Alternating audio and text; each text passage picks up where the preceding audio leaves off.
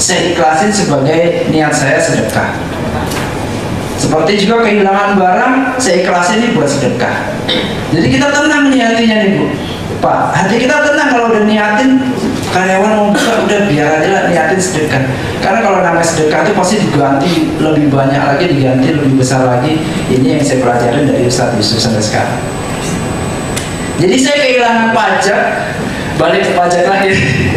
Kehilangan pajak, bayar pajak besar. Ketika saya mau bayar pajak, Ustadz Yusuf nasihatin ke saya, Mas niatin sedekah aja beres Mas. Bener juga ya, daripada nggak ikhlas-ikhlas itu. Saya mengusulkan terus ya teman-teman. Usulannya adalah audit keuangan pribadi Yusuf Mansur dan keuangan Warung Group.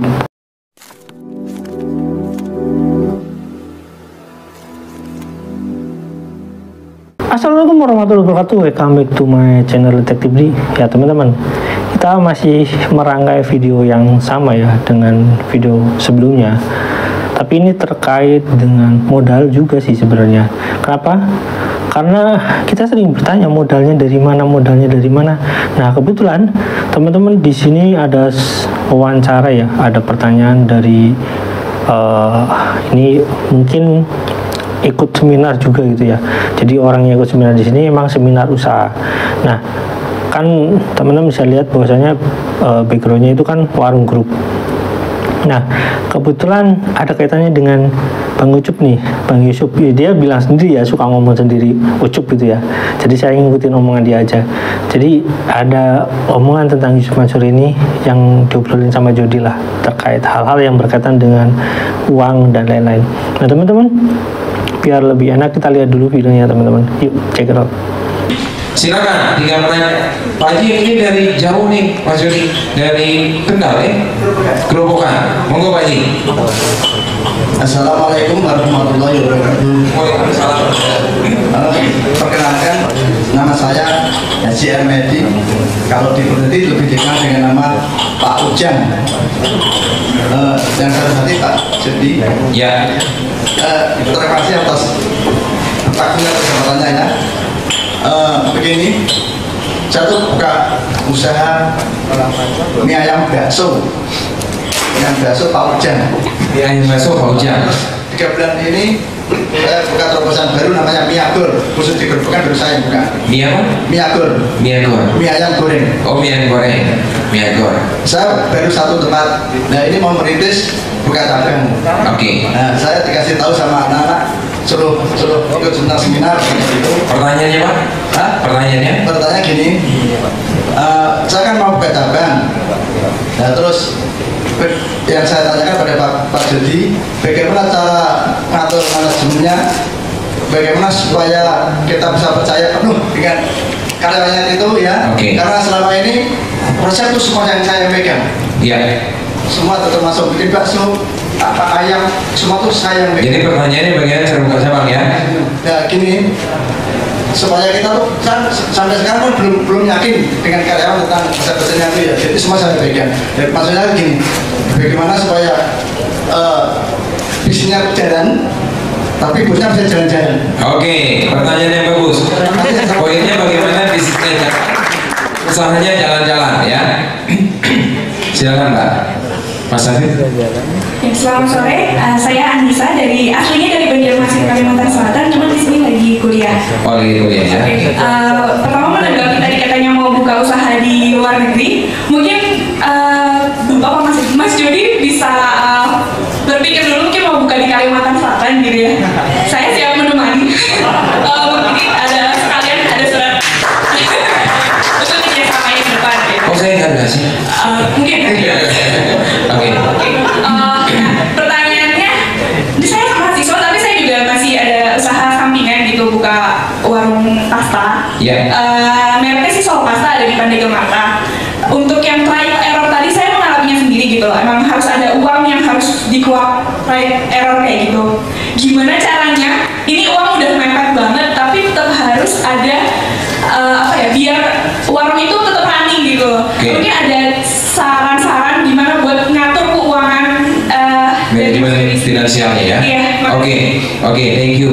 Berikutnya Singkat padat, karena kita menjelang azan ini. Selamat sore ya. Saya terima kasih Mas Yudi. Perkenalkan saya Victor Benedi, promosi dan event manager dari Tribun Jogja, eksklusif media partner event ini. Saya ingin tanya dua hal gitu ya.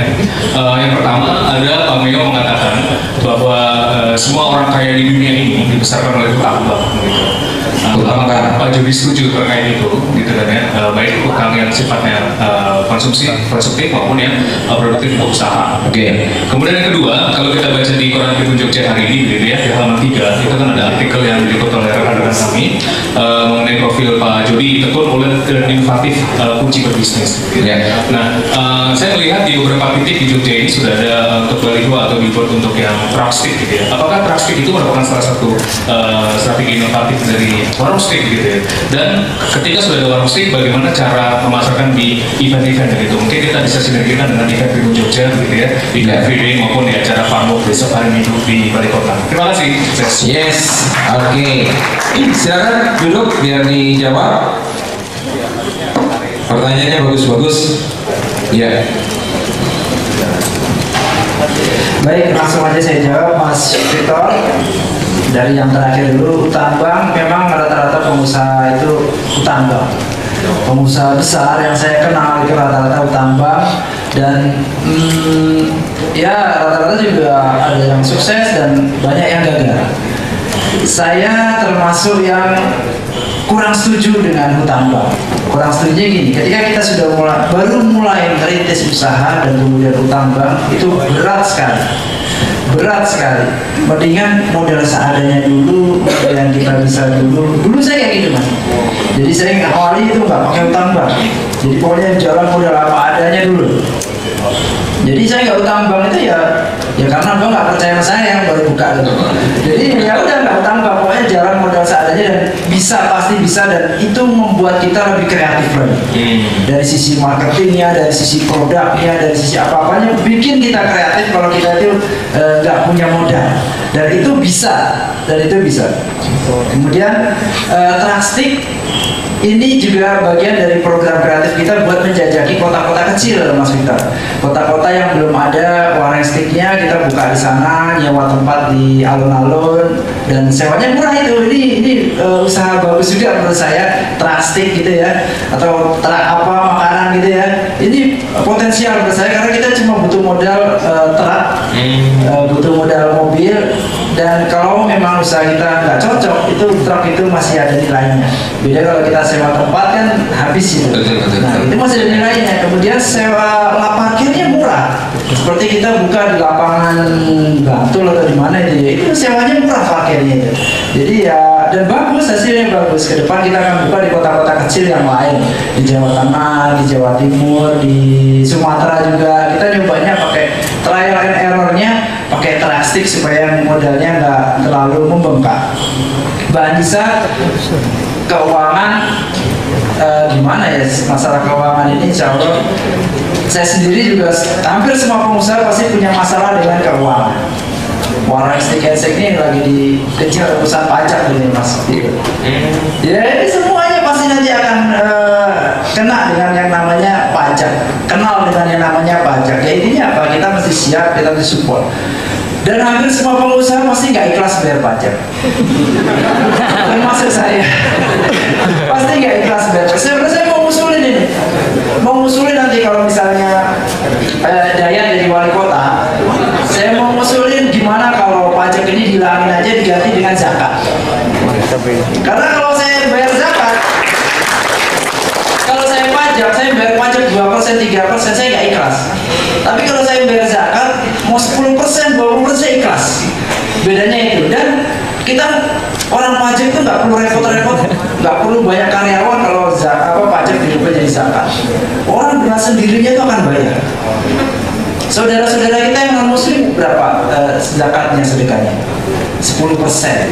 Kita cuma 2,5%. 10% itu yang diakui pemerintah. Orang pajak berapa persen? Bukan 10% loh. Bukan 10% loh, tetap 2,5%. Jadi ini menurut saya kelemahan. Jadi bisa dibayangin pemiliknya Facebook, dia sedekah 99%, kalau tinggal di Indonesia dia bangkrut. Karena dia belum bayar pajak. Jadi ini aturan yang menurut saya mesti dirubah. Menurut saya, menurut nanti Dayat jadi wali kota. Iya. Habis satu. Jadi masalah keuangan saya pikir semua pasti punya masalah keuangan. Mbak Anissa, terima kasih dari suratnya, nanti saya pelajari.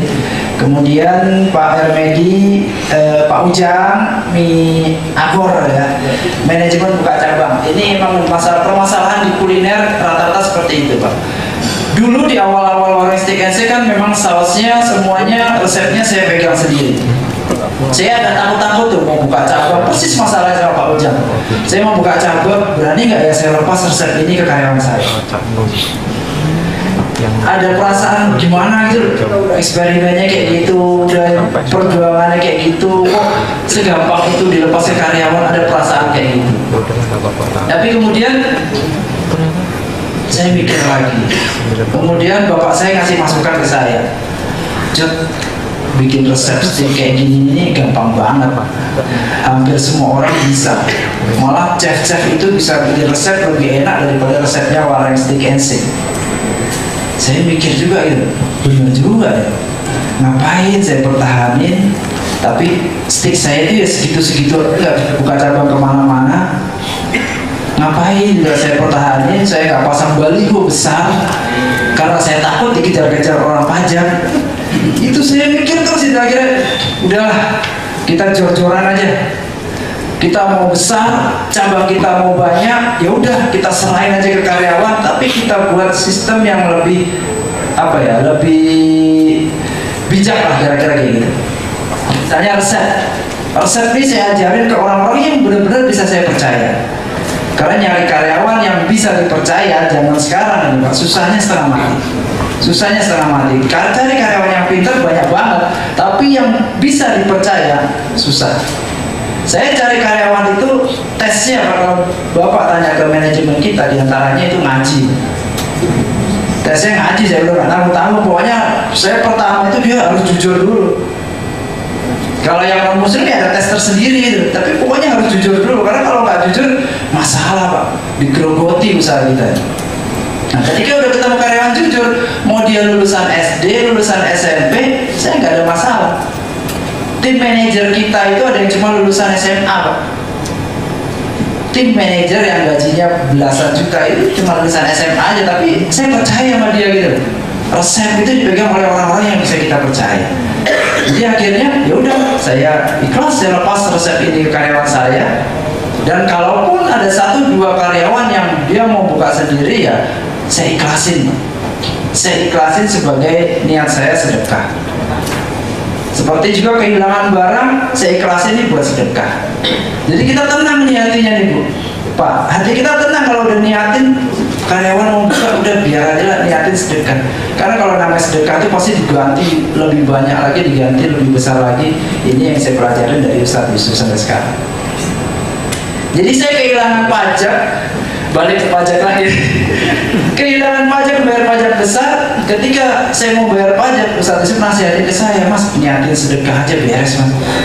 Bener juga ya, daripada nggak ikhlas-ikhlas itu. Ya udahlah, kita bayar bener aja. Kita bayar bener, kita niatin sedekah, insya Allah diganti besar, ya udah niatin sedekah aja. Nah, gitu teman-teman, videonya ada teman-teman, ada jawaban dari Jody dari pertanyaan teman-teman ini yang ikut seminar itu. Ini pertanyaannya masalah pinjaman dari bank, atau misalkan pengusaha besar kan dia meminjam uang ke bank gitu ya. Kenapa? Karena memang ya biasanya untuk mengatur cash flow dan mengatur manajemen lebih baik itu penggunaan uang bank. Nah, sebenarnya ya biasa aja di perbankan kita dan di model keuangan kita, karena memang ya kita menganut sistem kapitalis ya teman-teman. Jadi wajar kalau ya nggak aneh sih sebenarnya kalau misalkan pengusaha yang Islam dan non Islam pun ya melakukan hal itu gitu ya. Bukan hutang kan boleh, cuma yang nggak boleh kan ribanya gitu ya. Nah, di situ Jody menjawab bagaimana sih cara dia usaha dengan modal seadanya gitu, ibaratnya dia menggunakan uang seadanya gitu ya, tanpa kurang setuju jawabannya dengan itu, tapi dia tidak menjelaskan, oh saya nggak pakai uang bank gitu, padahal dia nggak menjelaskan. Jadi dia semacam melipir gitu ya, mencari jawaban yang pas.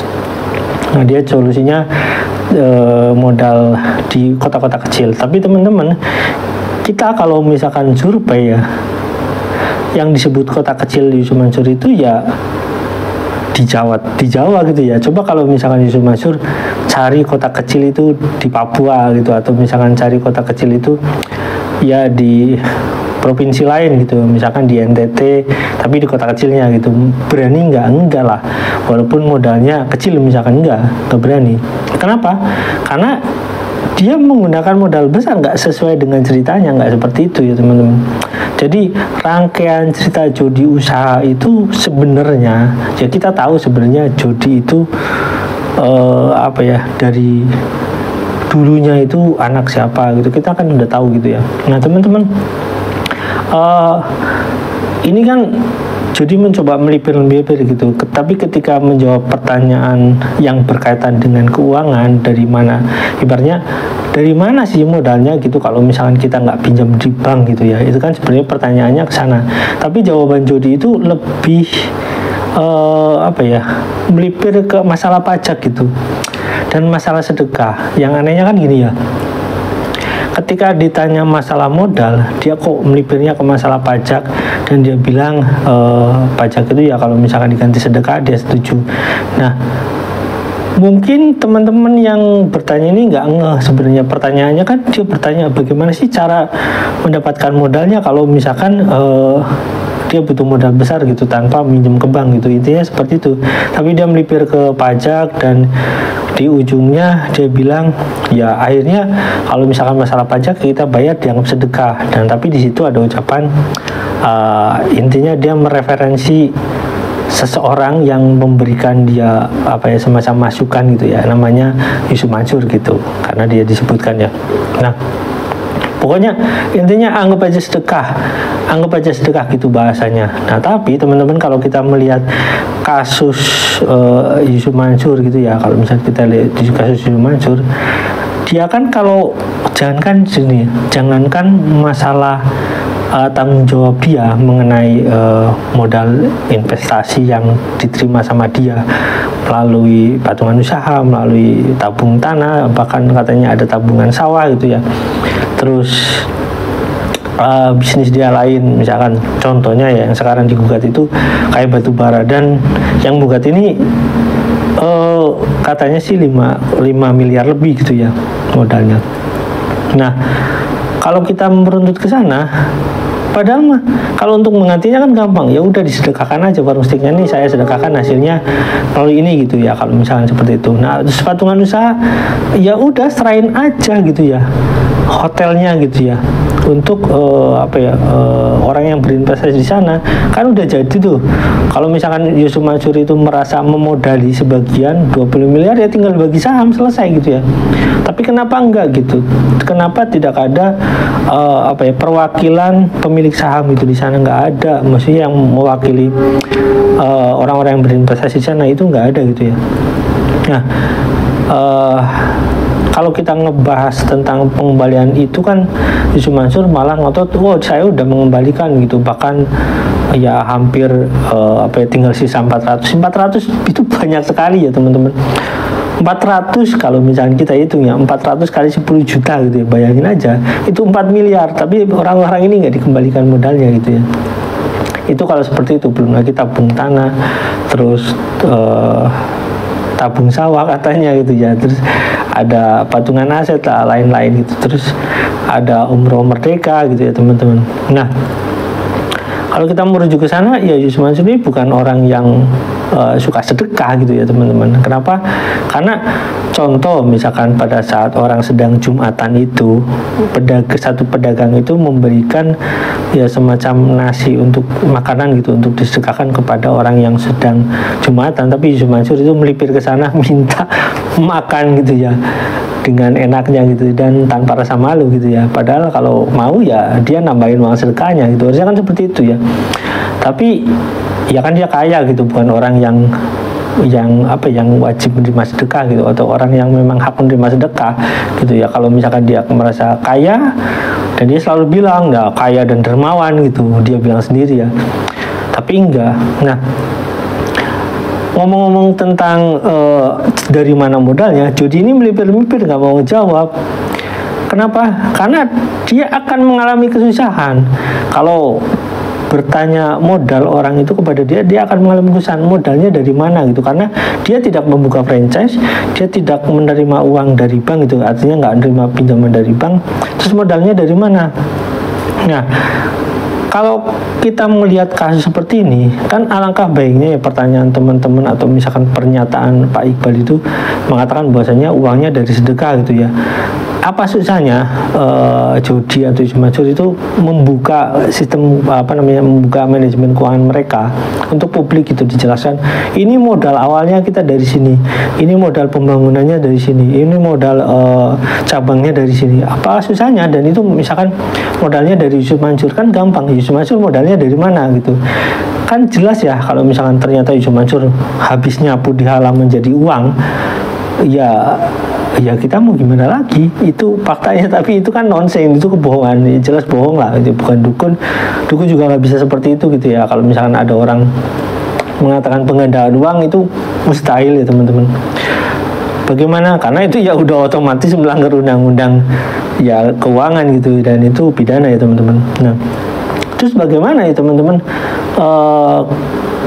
Kalau misalnya kita menyarankan gitu ya, menyarankan pada orang-orang yang patungan usaha ini untuk menuntut, ini patungan usaha ya dengan otoritas, untuk menuntut manajemen keuangan mereka gitu ya, melalui ya audit, ya investigasi gitu. Misalkan kalau berkehendak gitu auditor yang profesional, yang tidak berkepentingan, artinya independen ini, untuk meminta audit keuangan Yusuf Mansur, atau misalkan dalam gugatan itu ada permintaan untuk audit keuangan Yusuf Mansur gitu dan Warung Group gitu. Harusnya seperti itu teman-teman. Nah, kita nggak tahu ya teman-teman nanti bagaimana tuntutan dari batubara maupun patungan usaha yang sedang diajukan teman-teman. Ya mudah-mudahan ada klausul itu ya. Kalau nggak ada ya saya mengusulkan terus ya teman-teman. Usulannya adalah audit keuangan pribadi Yusuf Mansur dan keuangan Warung Group gitu teman-teman. Ya, sampai di sini teman-teman, jangan lupa like, subscribe, dan komen, jangan lupa juga share. Wassalamualaikum warahmatullahi wabarakatuh. Bye.